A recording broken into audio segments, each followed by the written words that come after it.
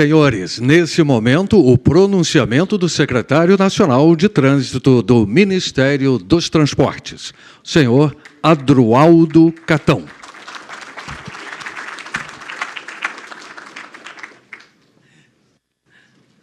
Agora ele acertou meu nome, tá vendo aí? Mas ele não foi o primeiro, não. Eu tenho uma coleção de nomes errados, né, que as pessoas dizem para mim. É culpa do meu pai e da minha mãe, né? Colocaram esse nome, Adroaldo, é o nome do meu bisavô. Meu bisavô chamava Adroaldo, com O, que é uma variação da grafia. Eu sou um nome antigo, viu? Então, é um nome estranho porque é antigo, mas, pô, não chega a ser feio, né, Antônio? Pois bem, gente, mais uma vez, a gente aqui na abertura desse evento que eu considero assim, um evento muito especial, Paulo, porque quando eu ingressei no Sistema Nacional de Trânsito, lá no DETRAN de Alagoas, eu confesso a você que eu não conhecia o movimento, porque eu era uma pessoa de fora do Sistema Nacional de Trânsito, e esse é o grande desafio nosso, né? É furar essa bolha. Você falou aqui um pouco sobre isso, né? Furar essa bolha é o grande desafio do Sistema Nacional de Trânsito, especialmente na área da educação e da publicidade, né? E hoje eu vejo como é difícil, como é complexo. Eu já estou aí há 7 anos, né? 7 anos nessa luta. Tem gente que está muito mais tempo que eu e deve ficar ainda mais angustiado que eu por ver a dificuldade que a gente tem de furar essa bolha do Sistema Nacional de Trânsito para tentar levar a nossa mensagem. E aí eu vou resumir aqui a minha participação, pessoal. Em primeiro lugar, agradecendo, né, como eu sempre faço. Agradecendo porque não dá para furar a bolha sem esse nível de mobilização que a gente tem aqui. Eu sempre fico muito positivamente impressionado com a participação e o engajamento da sociedade civil, do setor público,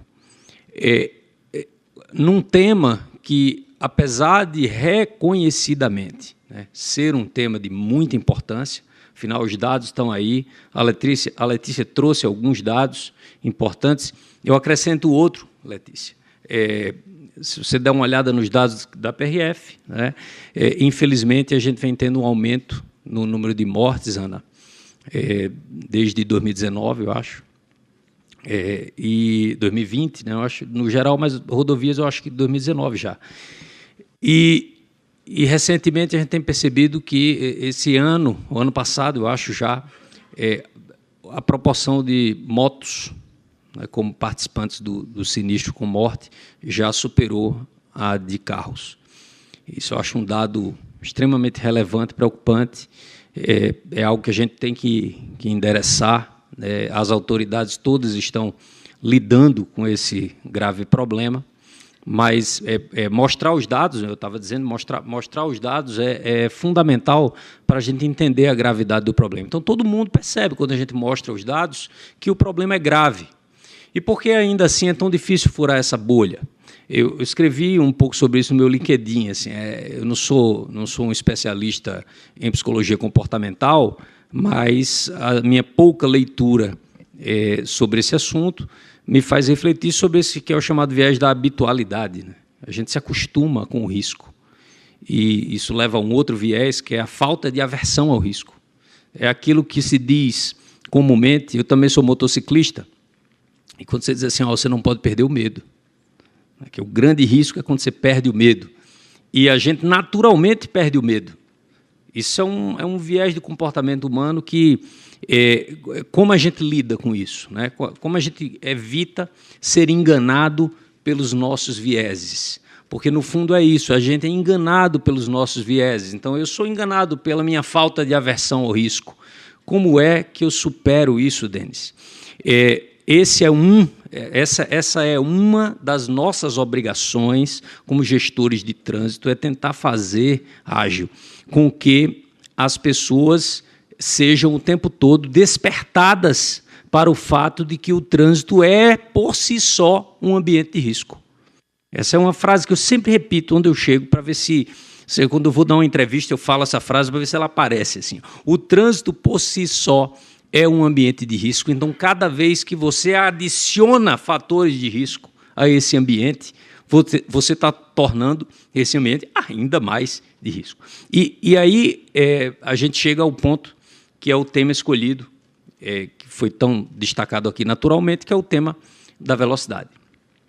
E aí essa é uma seara extremamente complicada para furar essa bolha, porque ela está submetida além dos nossos vieses, ela também está submetida a um ataque demagógico o tempo todo. Né? O tempo todo. É um ataque demagógico que não é claro, veja, gente, ele não é eu não estou pessoalizando aqui. É uma questão institucional, é uma questão que também está relacionada a um histórico de relação entre bem-estar e velocidade, emoção e velocidade. Tudo isso, quando se aplica ao trânsito, infelizmente, leva a tantas tragédias, como a gente já viu. E ao submeter isso a esse ambiente demagógico, isso torna ainda mais difícil para nós, gestores de trânsito, superar esses pré-conceitos e essa natural tendência a ser dominado pelos nossos próprios vieses. Daí, escolher um tema como esse, ao invés de uma frase mais genérica, como a gente fez nos anos anteriores, com toda boa vontade, é uma tentativa de superar um pouco mudar um pouco a estratégia. Né? Juntos salvamos vidas, legal. Paz no Trânsito começa por você, muito bom, mas assim, desacelere, quase que lembrar, já parou para pensar o quanto a velocidade impacta no risco que você está correndo? Isso falando para o cidadão, e isto falando para o gestor também. O gestor, quando vai definir a velocidade da via, parou para pensar no risco? Porque, é claro, Denis, você está aqui demonstrando claramente que a mobilidade é fundamental, porque, no fim das contas, as pessoas vão tratar o caminho como um meio, né? É o meio de transporte, né? É o meio para chegar a um fim. E muitas vezes é por isso mesmo que você esquece que ali no meio do caminho você está submetido a tantos riscos. Então, como superar isso?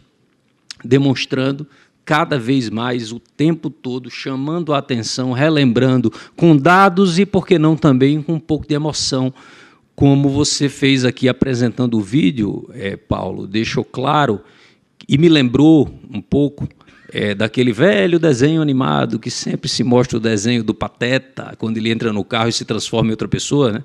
Todo mundo já viu esse velho desenho. Esse vídeo me lembrou um pouco, ele diz assim, me lembrou isso, e a pessoa andando e esbarrando com outras, e gerando aquela insatisfação, aquele incômodo, né? Até aquele rechaço social. É justamente isso que a gente tem que provocar com as nossas campanhas educativas e publicitárias. É essa mudança de comportamento que a gente tem que provocar. Sempre lembrando que o Penatrans tem 6 pilares. Aqui a gente está falando de um. Eu não estou negligenciando os outros. Eu só estou lembrando que esse pilar tem essa função. A educação para o trânsito, aliada a campanhas publicitárias, tem a função de despertar, tirar da mesmice, sair daquela irracionalidade levada pelos vieses.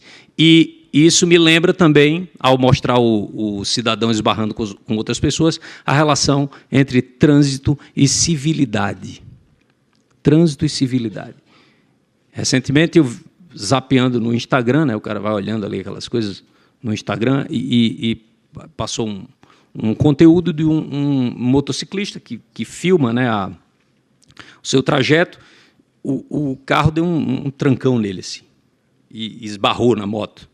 E o motociclista, irado, né, gritou palavrão e tal, o cidadão baixou o vidro e pediu desculpa. E aí o motociclista disse, não, tá de boa, tá bem, deixa para lá e tal. A atitude de pedir desculpa quase que não é esperada pelas pessoas no trânsito, porque, né, a gente parece estar vivendo um ambiente que não é o mesmo da civilização. Se eu saísse daqui esbarrando em todo mundo sem pedir desculpa, naturalmente as pessoas iriam olhar para mim com uma cara estranha, eu iria ficar envergonhado e esse comportamento ia ser rechaçado de uma próxima vez. E é assim que funciona a dinâmica social. Tem um sociólogo muito famoso chamado Norbert Elias, que ele fala do processo civilizador. Recomendo muito a leitura desse livro, né? São 2 volumes. Ele fala um pouco, é um livro sobre a história desse processo na Europa medieval até a Europa moderna e como os hábitos foram se tornando mais civilizados, baseados numa espécie de contenção dos impulsos por agressividade, enfim, e violência. E como isso pode, esse paradigma, ser aplicado ao trânsito? Pense um pouco, por exemplo, no que aconteceu em como a gente conseguiu, até agora, fazer com que a regra do uso do cinto de segurança seja mais natural. Sabe, mais natural? Quando eu dava aula para os meus alunos de primeiro período, Letícia, eu estou um pouco afastado da sala de aula, mas eu tentava ensinar para eles que a regra mais dura no direito não é aquela que está escrita, é aquela que não está escrita, porque sequer precisa estar. Sabe assim, deixa eu dar uma olhada aqui ao redor para ver se meu exemplo vai funcionar. Aqui no auditório, eu não estou vendo, pelo menos, não tem uma placa proibido fumar. Não tem. Isso quer dizer que é permitido fumar? Não, quer dizer que é tão proibido que seria um absurdo alguém acender um cigarro hoje. Assim. Como a gente evoluiu, em poucos anos, de um ambiente em que fumar, nesse ambiente aqui, era comum e normal, a um ambiente que é tão proibido que causaria um rechaço social imediato em que acendesse o cigarro aqui.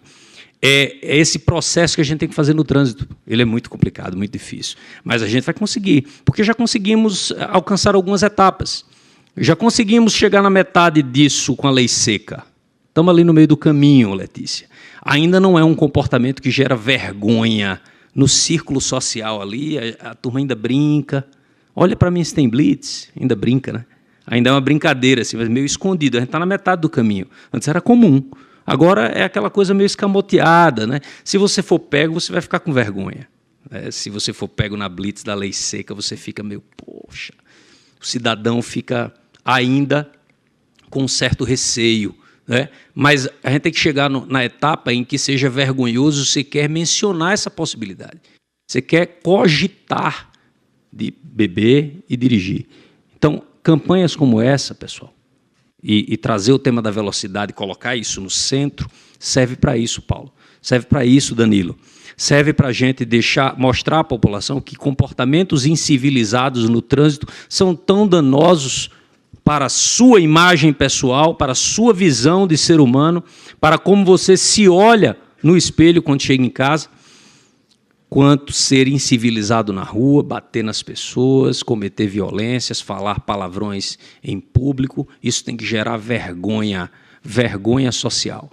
Cada campanha dessa, cada mês inteiro que a gente passa falando o tempo todo desse assunto, tem esse objetivo.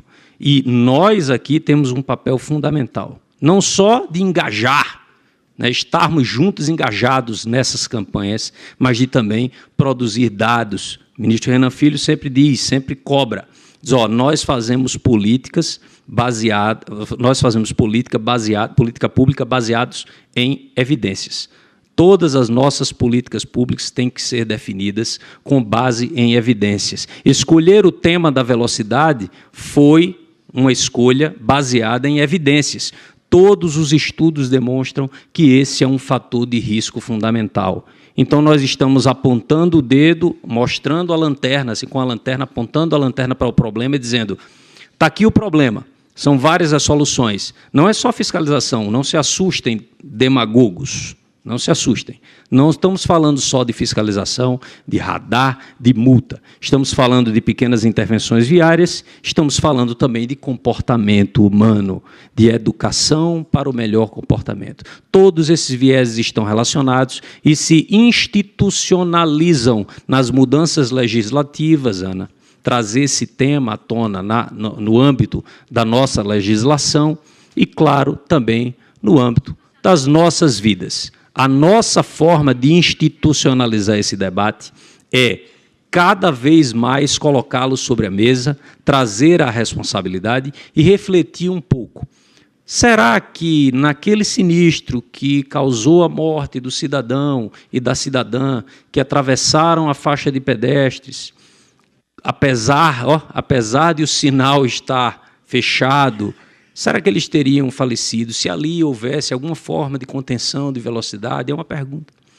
O gestor da via, quando desenhar uma faixa de pedestre, ele se preocupou em verificar se a velocidade daquela via estava adequada, se a infraestrutura daquela via cabia uma faixa de pedestre daquele momento, naquele lugar. Tudo isso tem que ser levado em consideração, discutido e rediscutido, colocado sobre a mesa. As campanhas servem também para isso. Então, gente, assim, sem me prolongar mais, eu acho que a foto desse momento, o tamanho desse engajamento, a participação de todos vocês, senhoras e senhores, já demonstra que nós não estamos sozinhos nesse objetivo. Contem com a Senatran. Eu agradeço demais, mais uma vez, toda a participação da equipe da Senatran nesse movimento. Agradeço ao Paulo do Observatório e a todos os demais, todas as demais entidades da sociedade civil. Peço que a gente passe esse mês rebatendo esse assunto, mas que, assim, no próximo mês, a gente arrume um outro assunto dentro do mesmo tema, porque a minha ideia é que desacelere seu bem maior à vida, seja o tema de todas as campanhas desse ano, porque esse é o tema que a gente tem que enfrentar até o final de 2025. Contem comigo, parabéns pela mobilização e vamos juntos, desacelere, seu bem maior é a vida. Muito obrigado.